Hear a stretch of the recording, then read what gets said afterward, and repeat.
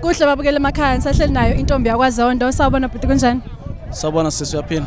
Ngiyaphila. Bengisacela uzi-introduce bandla ukuthi yena ngimi eduze kwabani namhlanje sizokwenzani lana? Oh lo menayo Phumlano waKhumalo imfeze emnyama emculweni. Sizokwenzani? La besizoshaya ingoma nezinsizwa zokubambisana sesibambisane kamnandi futhi angikubonanga kube kuphi. Yebo. Alright but ngiyezwa. Bengisacela ukubuza ukuthi kusho ukuthini kuwena njengomculi wamaskandi ukuthi ube ingxenye yomcimbi namhlanje ngoba namhlanje sinibonile benigida ingoma beningaculi umaskandi lo esimjayele ngawo.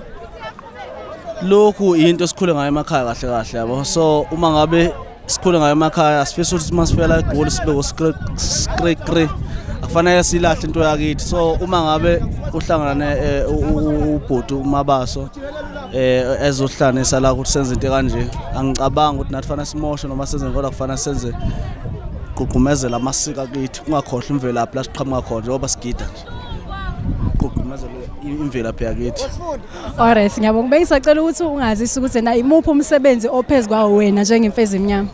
Mina ngishaya iginqi njengamanje ngishaya iginqi ngibhizi nemfezi emnyama yango December. Oh khona album ezophuma December. Alright ngicela ke ungisho 25. Okay umuphi ke umyalezo wokugcina onawo kubalandeli bakho nabazokubona nje? Abaqhubeke bangeseke ngiyabathanda ngibakhonzile ngaphandle kwabo angeyilutho.